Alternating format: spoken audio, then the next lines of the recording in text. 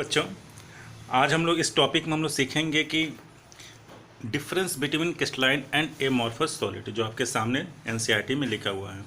इसमें जो सबसे मेन इंपॉर्टेंट जो दो टर्म है, पहला है एनआइसोट्रॉपी और आइसोट्रॉपिक। इसका मतलब क्या होता है, एनसीईआरटी ने ये सब पूरा इसके बारे में समझाया हुआ है, इधर भी और इधर भी।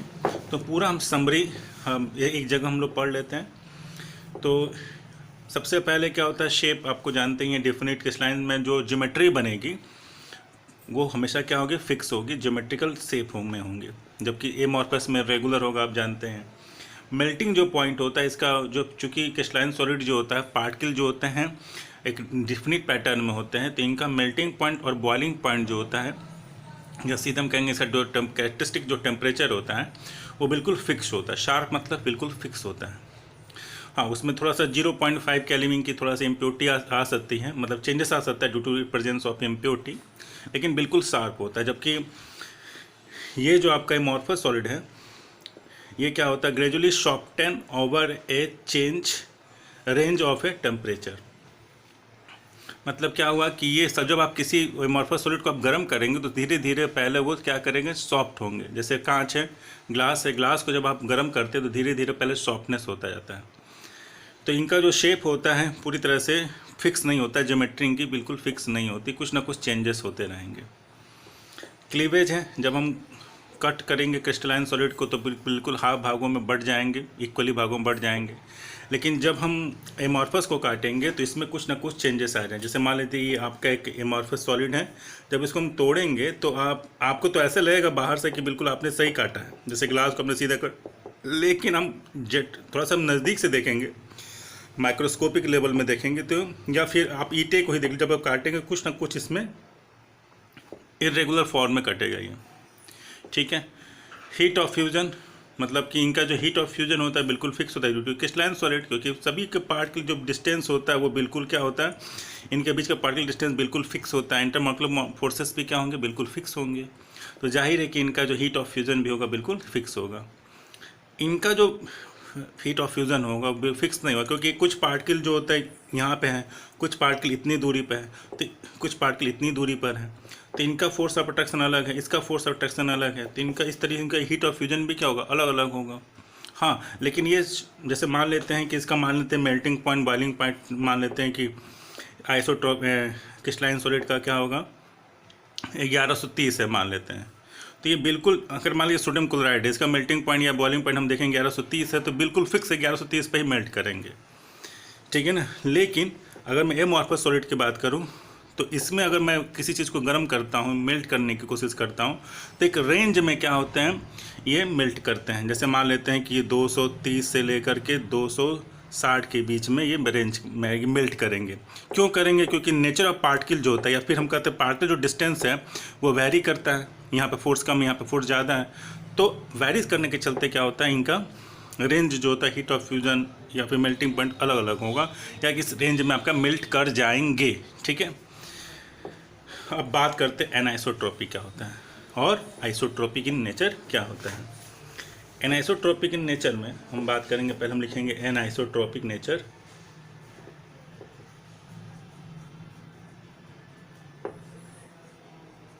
कौन, क्रिस्टलाइन सॉलिड का।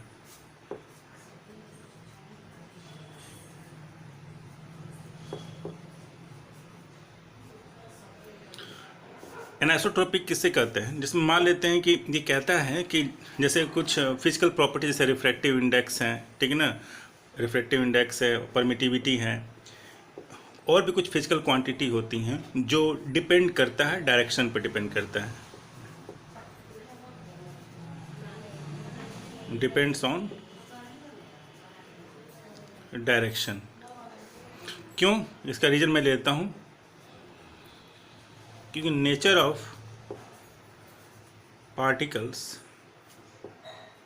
Are different in different direction.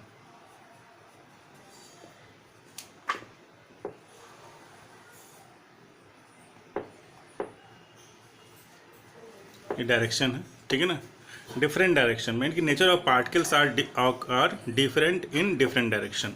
अब इसका मतलब हम लोग समझ लेते हैं कि एनाइसोट्रॉपिक क्या, ये कहना क्या चाहता है। ये कहना चाहता है कि अगर मान लेते हैं कि ये आपका कॉन्स्टिट्यूएंट है क्रिस्टलाइन सॉलिड्स के, जो आपके एनसीईआरटी में मेंशन किया वही मैं बता रहा हूँ, ठीक है ना। ये क्रिस्टलाइन सॉलिड में हमको पता है कि कोई भी क्रिस्टलाइन सॉलिड दो कंपोनेंट से मिलकर बना है। मान लेते हैं सपोज सोल्यूट और सॉल्वेंट या कुछ भी आप कहेंगे, दो कंपोनेंट से मिलकर बना होता है। और ये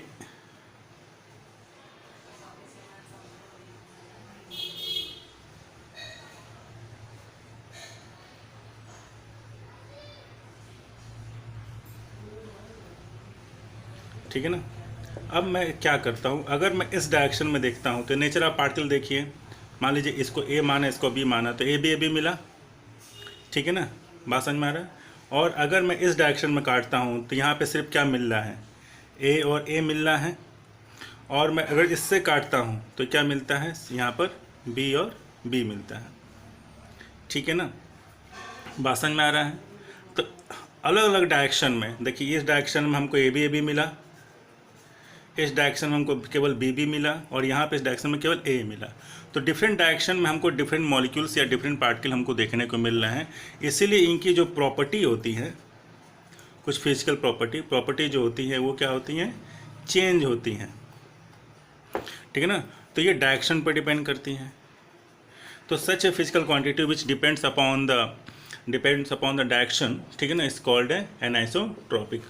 जैसे यहाँ पे लिखा है, मेंशन किया है, crystalline solid are anisotropic nature, that is some of their physical property like electrical resistance या reflective index show a different value, ठीक है ना, show different value when measure along the different direction in the same crystal, ठीक है ना। तो same crystal में क्या होता है, अलग अलग प्रॉपर्टी हमको देखने को मिलती है। This property is called anisotropic nature.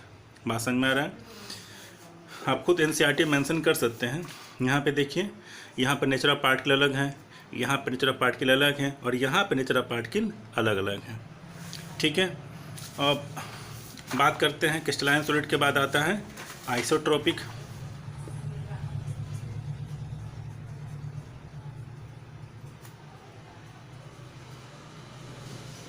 Isotropic in nature, तो कौन सी बात करते हैं हम लोग, कौन सा ये प्रॉपर्टी शो करता है, ये सॉलिड करता है, एमॉर्फस सॉलिड शो करता है।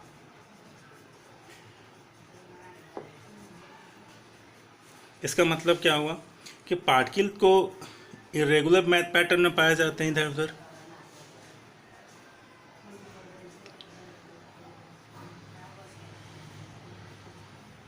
इरेगुलर शेप में है। तो ये कहता है कि isotropic in nature, amorphous solids are isotropic because no long range, ये तो छोड़िए हटाइए। ये कहने का मतलब क्या हुआ, आइसोट्रॉपिक ने मतलब it is independent of A direction, it is a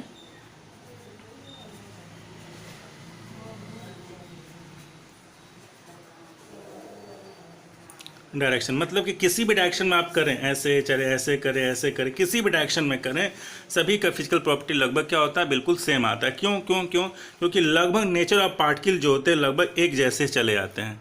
इधर भी करेंगे तो लगभग नेचर ऑफ पार्टिकल क्या होते हैं, बिल्कुल एक जैसे चले आते हैं। क्यों, क्योंकि पार्टिकल का जो डिस्ट्रीब्यूशन है इरेगुलर है, तो हो ना हो बीच में कहीं ना कहीं वो पार्टिकल चले आते हैं। एक टाइप के पार्टिकल आपको एक डायरेक्शन में नहीं मिलेंगे, कुछ ना कुछ उससे बीच में दोनों टाइप के आ जाएंगे। तो इस तरीके से तो एमॉर्फस जो सॉलिड्स होता है उनका जो फिजिकल प्रॉपर्टी होता है सभी डायरेक्शन में क्या होता है, बिल्कुल सेम रहता है। इसलिए इसको बोलते हैं इंडिपेंडेंट ऑफ डायरेक्शन, यानी जो प्रॉपर्टी होती है वो इंडिपेंडेंट डायरेक्शन, यानी किसी भी डायरेक्शन आप मेजर करते हैं प्रॉपर्टी बिल्कुल आपको सेम मिलने वाली है। तो बात समझ में आया आपको। तो दिस इज एक और होता है लॉन्ग रेंज ऑर्डर और शॉर्ट रेंज ऑर्डर। तो इसमें देखिए क्रिस्टलाइन सॉलिड की अगर मैं बात करूं तो इसमें पार्टिकल जो होते हैं सभी एक जैसे क्रिस्टल में इसी टाइप के पाए जाएंगे। तो particle are arrange in crystalline solid are in everywhere in a same pattern, तो इसी को बोलेंगे लॉन्ग रेंज ऑर्डर।